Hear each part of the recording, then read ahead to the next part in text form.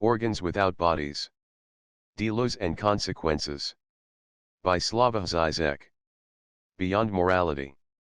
The collective that emerges at the level of such a fighting subjectivity is to be thoroughly opposed to the intersubjective topic of how to reach the other, how to maintain the openness and respect toward otherness.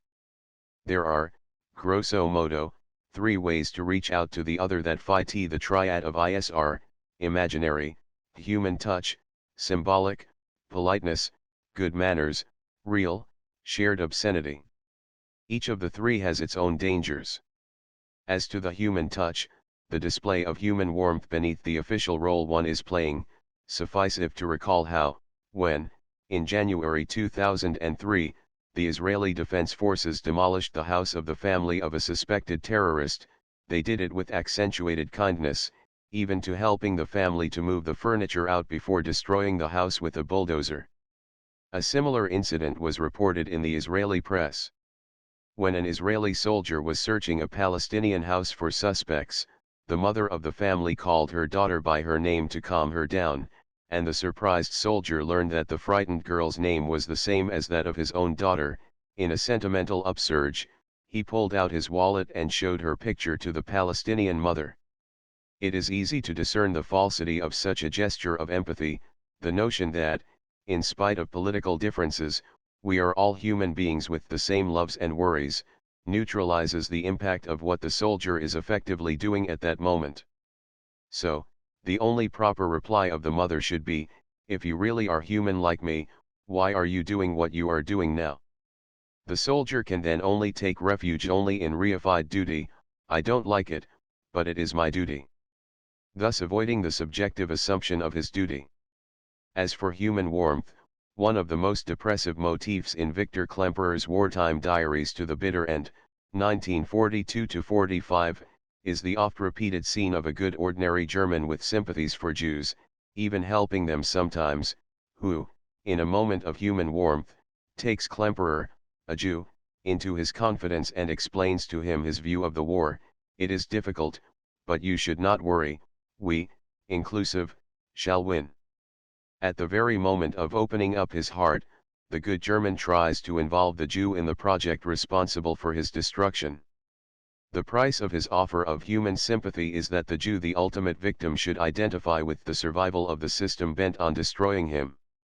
As for good manners and elementary decency, the proper treatment of people at the security control or of the suspects at interrogation, etc., it can also be a fake. It was already Adorno who emphasized how good manners, tactfulness, can be the ultimate shield that conceals my cold distance toward the other.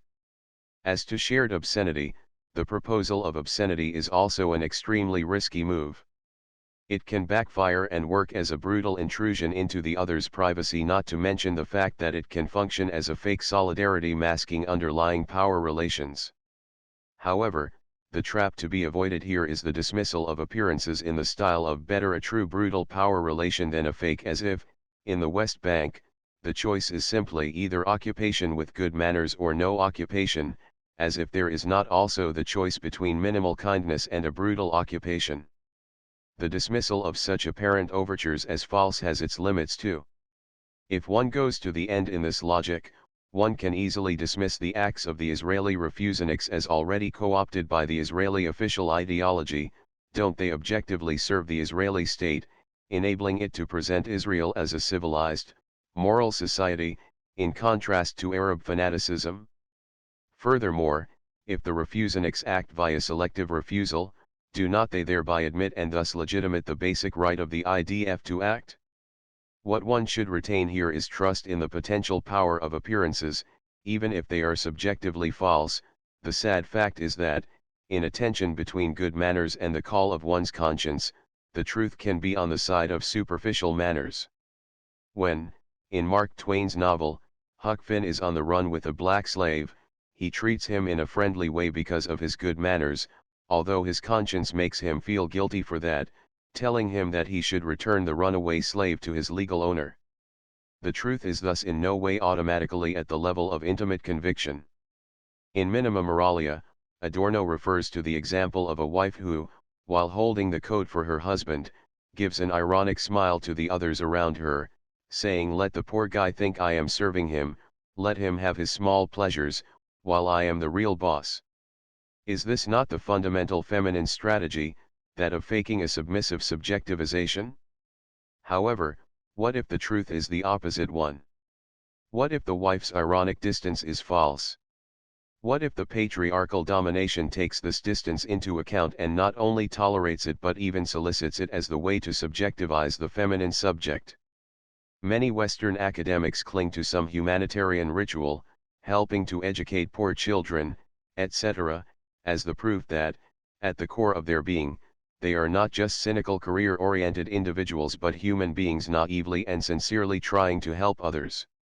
However, again, what if this humanitarian activity is a fetish, a false distance that allows them to pursue their power struggles and ambitions with the clear conscience that they are not really that their heart is elsewhere? In other words, when a cynical Western academic refers to his or her humanitarian activity taking place elsewhere, one should simply retort that this elsewhere is of absolutely no significance to what goes on here. His or her activity here is in no way redeemed by this elsewhere, in the same way that, commendable as it is in itself, Bill Gates's charitable activity of gigantic proportions in no way redeems his economic pursuits. More generally, charity is, today, part of the game as a humanitarian mask hiding the underlying economic exploitation. In a superego blackmail of gigantic proportions, the developed countries are constantly helping the undeveloped, with aid, credits, etc., thereby avoiding the key issue, namely, their complicity in and co-responsibility for the miserable situation of the undeveloped. One is tempted to conceive interpassivity as a way to avoid ideological interpellation.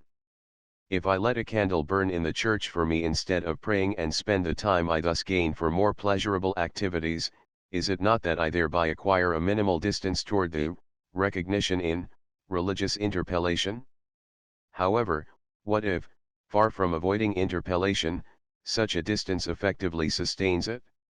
Is not the ideal religious subject the one who maintains a minimal distance toward his identity as a believer, instead of fully identifying with it, which cannot but end in a psychotic short circuit? To paraphrase Lacan, in this case, he is a believer who thinks he really is a believer? It is only within this distance that subjectivization proper can take place.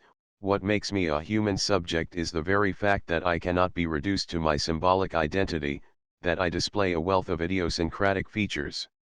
Recall the short paragraph about the writer on a book cover, in which the brief description of his life and work is always supplemented by some private detail. In his free time, X is an avid birdwatcher and active member of an amateur opera society. It is this supplement that subjectivizes the author, who would otherwise appear as a monstrous machine. There are, effectively, only two kinds of believers: the Catholics who maintain a distance toward a ritual and the Protestants who engage themselves completely in their belief and, for that very reason, have to sustain eternal existential doubt about who they are. Graham Greene's The Quiet American fully deploys the paradoxes of this dialectical tension between public and private. The fate of the movie version from 2001 is the proof of why simple repression doesn't work, of how the repressed always returns. The movie was destined to open in the fall of 2001, its release was postponed because of September 11. The main fear was probably that the central idea of the plot, namely, that the terrorist explosions that kill hundreds of innocent Vietnamese civilians, attributed to pro-communist forces, are really the work of mercenaries paid and organized by the Americans themselves, would imply an unacceptable parallel notion regarding the causes of September 11. However, when the film was finally released in early 2003, in the wake of the expected U.S. attack on Iraq, its message appeared even more timely. Will the liberating intervention of George W. Bush, like that of the quiet American in the film, not unmask itself as a similar catastrophic miscalculation? Even the fact that the film's English hero embodies the tired and decadent old Europe seems to gain new, unexpected actuality after Donald Rumsfeld's notorious denunciation of old Europe.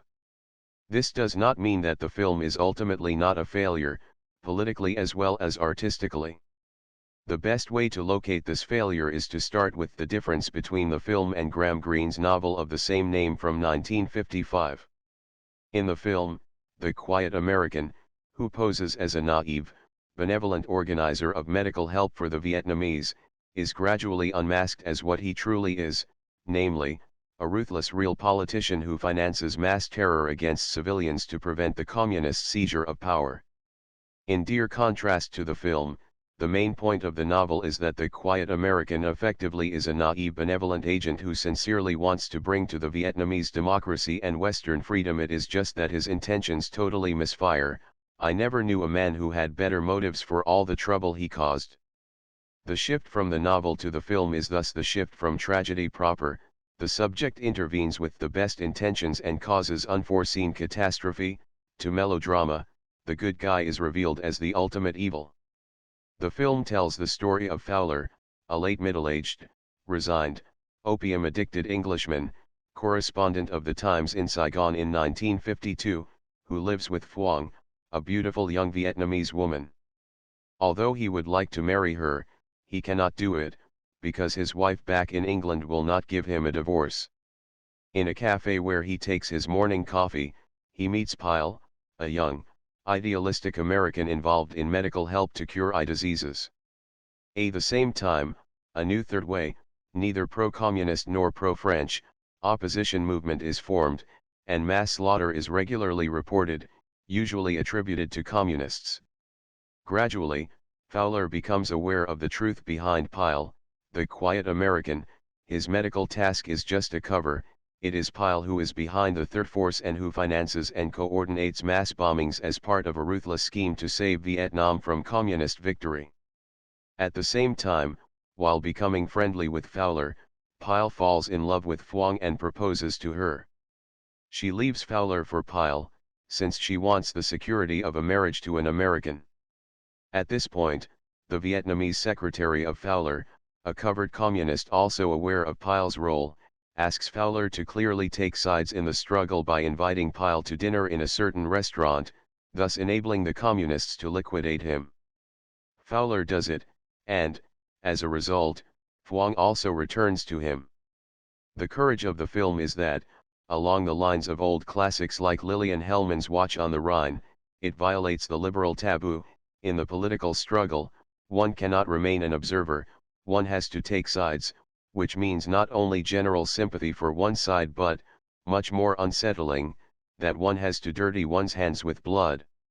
In short, we find here the political version of what some Catholic critics were horrified to discern as the basic lesson of the end of the affair, Greene's key Catholic novel about marriage and sexuality, that of Christ telling his disciples, "If you love me, break my commandments." How, then, are we to read the film's uncanny double happy ending, in which the hero does the politically right thing and, by means of this very gesture, gets the beloved girl back? The spontaneous reaction of an educated viewer is, of course, that this is cheap kitsch at its worst, since a serious work of art should have rendered the hero's predicament as tragic, as that of a forced choice. Doing the right thing and losing the girl are mutually exclusive. However, is such a notion of tragedy not too narrow, too bourgeois, if this term has any meaning today? One way to read the film would have been to interpret its political dimension as the allegorical background for its interpersonal love dynamics.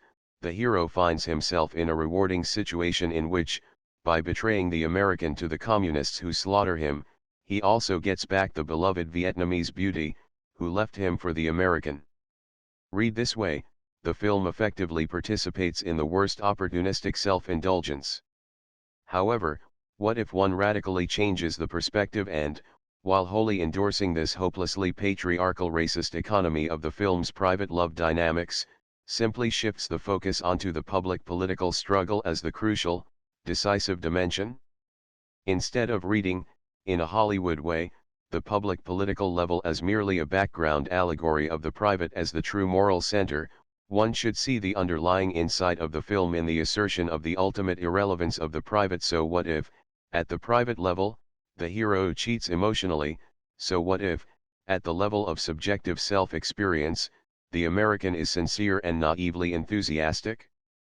What if, At the personal level, the conflict is the one between the naive honest American and the cynically hypocritical Englishman. What if, as in Racine's Jansenist tragedies, in which intimate good and evil have no relationship with the fact of whether one is touched by grace, here also personal qualities have no direct bearing on the political, objective ethical meaning of one's acts? What if the truth is at the level of the political meaning of the acts, not at the level of intimate sincerity or hypocrisy?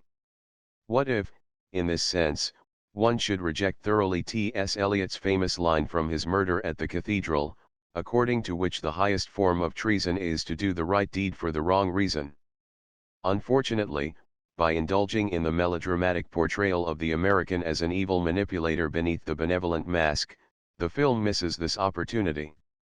Such an image of the American cannot but arouse moral indignation in the spectators, thereby redeeming the hero's betrayal as a fully justified act, grounded in his moral indignation once he sees the American in his true colors.